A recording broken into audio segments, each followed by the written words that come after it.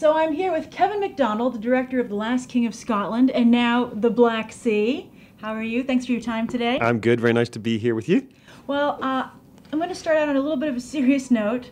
Right now, we're dealing in a time with Ferguson and Eric Garner, and the sentiments in your movie about, against the establishment and anger against the establishment, they kind of echo each other. I think so. Well, I think our movie is, on one level, it's a heist movie, it's a thriller on a submarine and that kind of stuff. But on another level, beneath that, it's a movie about the kind of resentment that the 99% have against the 1%, or particularly, I suppose, against the people who feel like they're unemployed and they've got skills which were once valued and are no longer valued, and who feel like the system is against them. That the bankers, the people in control, they can't see, the people they call they, are somehow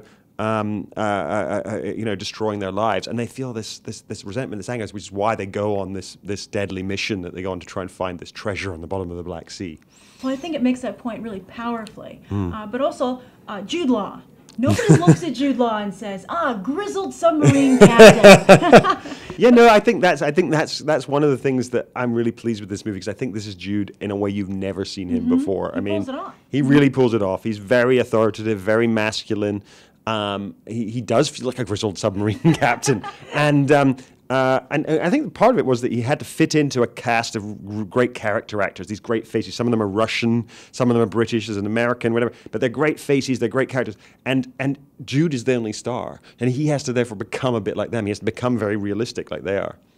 Well, speaking of submarine captains, do you think after making this movie that you could pilot a submarine? Could I pilot one? I could pilot a submarine in the basic sense. I know that you've got planes, which are kind of fins on the side of the submarine, which make it go up or down, and there's ones at the front and ones at the back, and there's two people just constantly adjusting those to keep it at the right level. And then you've got the helmsman, who's the guy who steers it.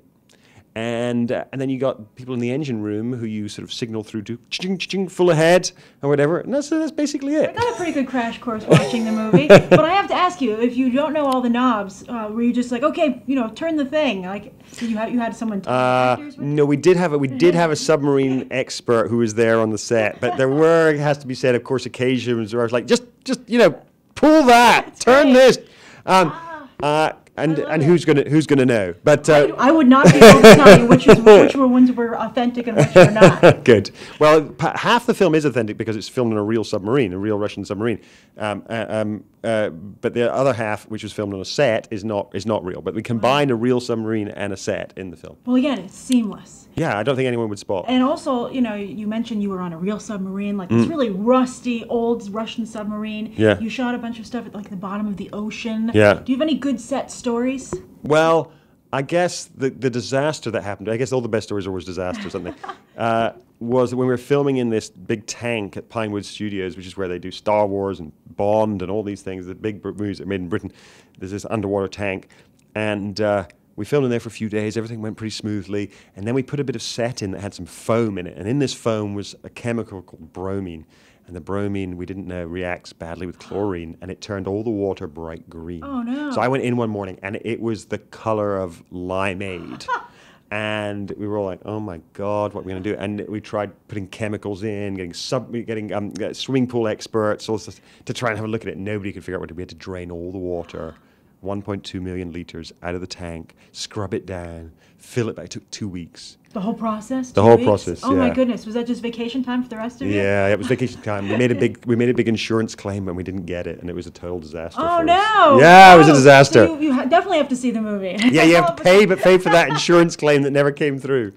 Well, you started out as a documentary filmmaker, and you still do that to this day, but you've really transitioned over into fiction. Are there any qualities of storytelling and filmmaking that you've taken with you over into fiction? I mean, I think I'm really preoccupied by making things feel authentic, making them feel realistic, and I guess that comes from documentary. So, like in this instance, I wanted to film in a real submarine. I wanted to get real Russian actors, to come in and play the Russians, not somebody, putting on a thick, some American putting on a thick Russian accent.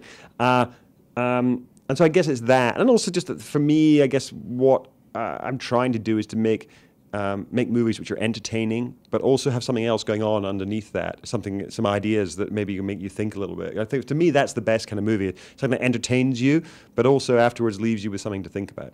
Well, congratulations, because that's exactly what you made. Thank you very much. I think that's totally the best way to describe this movie. Cool. But finally, a lot of the viewers on Beyond the Trailer want to grow up and be filmmakers. They're aspiring filmmakers. Yeah. Do you have any advice for them? Well, I guess the best advice would be not to copy other people. Just to do your own thing, make your own kind of stories, try and be original, because we don't need more proficient filmmakers. We don't need more people who can do everything by the right rules. You need people who have new kinds of stories, new ways of approaching things. That's so funny. That's the most original advice we've ever gotten. Thank you so much for your time. Pleasure. Thank you.